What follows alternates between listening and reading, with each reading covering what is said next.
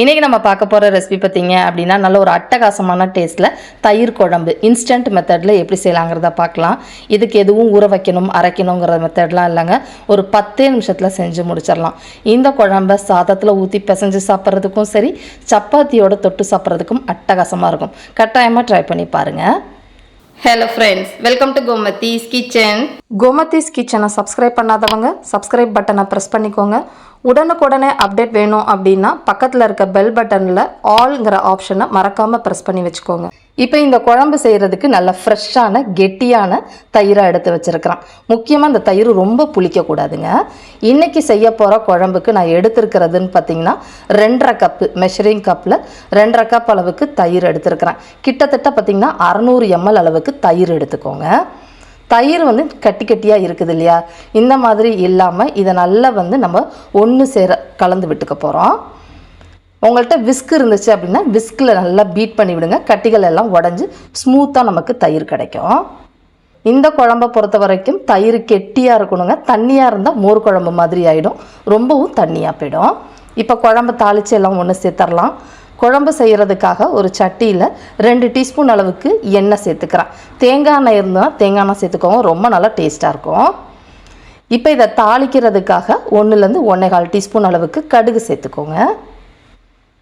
இப்போ இந்த கடுகோட ஒரு 5-6 வெந்தயம் மட்டும் சேர்த்துக்கலாம்.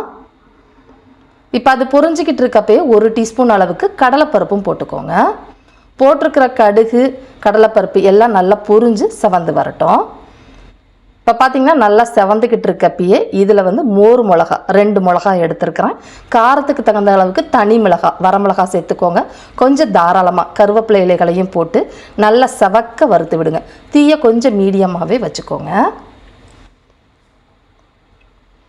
இப்போ பார்த்திங்கன்னா நல்லா ஓரளவு வதங்கி வந்ததுக்கப்புறமா ஒரு 1/4 டீஸ்பூன் அளவுக்கு மஞ்சள் பொடி, கூடவே பார்த்திங்கன்னா 1/2 டீஸ்பூன் அளவுக்கு தனி மிளகாய்த்தூள் சேர்த்துருக்குறேன்.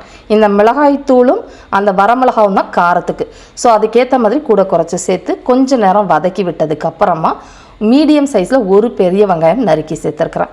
வெங்காயம் நிறைய போட்டால் பிடிக்காதுன்னா கொஞ்சமாக கூட நீங்கள் போட்டு வதக்கிக்கோங்க. இப்போ இதோடையே நல்ல ஒரு 2 இன்ச் அளவுக்கு இஞ்சியை நல்லா சன்னமாக நறுக்கிட்டு சேர்த்து வதக்கிக்கோங்க. இப்போ இது வதங்கிக்கிட்டு இருக்கப்பே இந்த குழம்புக்கு தேவையான அளவு உப்பு 1 டீஸ்பூன் அளவுக்கு டேபிள் சால்ட் போட்டு நல்லா வதக்கி விடுங்க. இந்த வெங்காயத்தை பொறுத்த வரைக்கும் ரொம்ப வெந்து சாஃப்ட் ஆகணும்னு அவசியம் இல்லை. லைட்டாக க்ரன்ச்சினஸ் இந்த மாதிரி இருக்கிறப்பே தக்காளி பழம் ரொம்ப பழுத்த தக்காளியாக இல்லாமல் கொஞ்சம் கெட்டியான தக்காளி பழமாக ஒரு தக்காளி ஒரு கொஞ்சம் பெரிய பெரிய சங்கி பீஸாகவே நறுக்கி சேர்த்து வதக்கிக்கோங்க. முக்கியமாக அந்த தக்காளி குழையக்கூடாது, லைட்டாக வேகணும், அப்போ தான் டேஸ்ட் நல்லாயிருக்கும். இப்போ பார்த்திங்கனாலே உங்களுக்கு தெரியும்னு நினைக்கிறேன், ஓரளவு வெந்துருச்சு. இந்த சமயத்தில் நம்ம அடித்து எடுத்து வச்சுருக்கிற தயிரை சேர்த்துக்கலாம். தயிர் நம்ம கெட்டியாக ஊற்றுறோம் பார்த்திங்களா, குழம்பு கொஞ்சம் சூடானதுக்கப்புறம் இன்னுமே இலகி விடும், அதனால தான் கெட்டியாக சேர்க்க சொன்னேன்.